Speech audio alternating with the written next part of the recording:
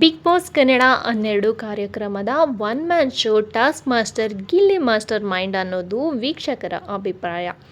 ಆದರೆ big boss ಮಂದಿಗೆ ಇಲ್ಲಿ ಝೀರೋ ಅನ್ನೋ ಅಭಿಪ್ರಾಯ. ಮೊದಲು ಗಿಲ್ಲಿಯನ್ನು ಕಡೆಗಣಿಸಿದ್ದವರು, ಟೀಕಿಸಿದ್ದವರು, ತೇಜೋವಧೆ ಮಾಡಿದ್ದವರೆಲ್ಲರೂ ಗಿಲ್ಲಿ ನಟ ಪವರ್ಗೆ ತಲೆಬಾಗುತ್ತಿದ್ದಾರೆ.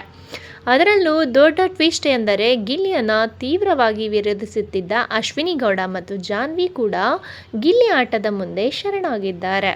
ಬಿಗ್ ಬಾಸ್ನಲ್ಲಿ ಅಶ್ವಿನಿ ಗೌಡ ಹಾಗೂ ಗಿಲ್ಲಿ ಮಧ್ಯೆ ಒಂದು ವಾರ್ ಇದ್ದೇ ಇದೆ. ಗಿಲ್ಲಿ ಮಾಡೋ ಕೆಲಸಗಳು ಅಶ್ವಿನಿ ಗೌಡಗೆ ಇಷ್ಟ ಆಗೋಲ್ಲ.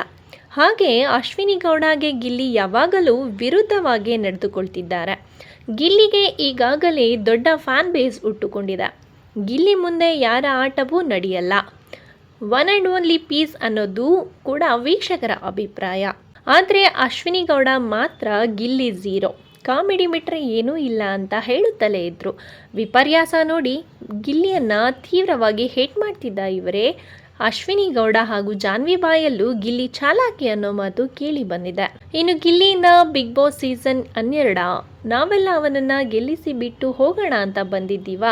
ಇನ್ನೊಬ್ಬರನ್ನ ಕಾಲೆಳೆಯೋದು ಅಥವಾ ತೇಜೋವಧೆ ಮಾಡೋದು ಬಿಟ್ಟರೆ ಅವನು ಝೀರೋ ಎಂದಿದ್ದ ಅಶ್ವಿನಿ ಗೌಡಗೆ ಟಾಸ್ಕ್ ಮೂಲಕ ಗಿಲ್ಲಿ ಸರಿಯಾದ ಉತ್ತರ ಕೊಟ್ಟರು.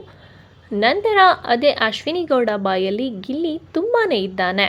ನಾವೆಲ್ಲ 2 ಕಣ್ಣುಗಳಿಂದ ಯೋಚನೆ ಮಾಡಿದರೆ ಅವನು 3ನೇ ಕಣ್ಣಿಂದ ಯೋಚನೆ ಮಾಡ್ತಾನೆ. ಅವನು ತುಂಬ ಚಾಲಾಕಿ. ಅವನು ಏನಾದರೂ ಸ್ವಲ್ಪ ವಿದ್ಯಾಭ್ಯಾಸ ಮಾಡಿ ಸಂವಿಧಾನ, ರಾಜಕೀಯ ಇವೆಲ್ಲ ತಿಳಿದುಕೊಂಡು ಬಿಟ್ಟಿದ್ರೆ ಎಂಬ ಮಾತು ಅಶ್ವಿನಿ ಗೌಡ ಹಾಗೂ ಜಾನ್ವಿ ಬಾಯಲ್ಲಿ ಕೇಳಿ ಬಂದಿದೆ. ಅದೇನೇ ಆಗಲಿ, ಈ ಕನ್ನಡ ಬಿಗ್ ಬಾಸ್ ಸೀಸನ್ 12ರಲ್ಲಿ ಗಿಲ್ಲಿ ಗಮ್ಮತ್ತು ತುಂಬಾ ಸೆನ್ಸೇಷನ್ ಕ್ರಿಯೇಟ್ ಮಾಡಿದೆ.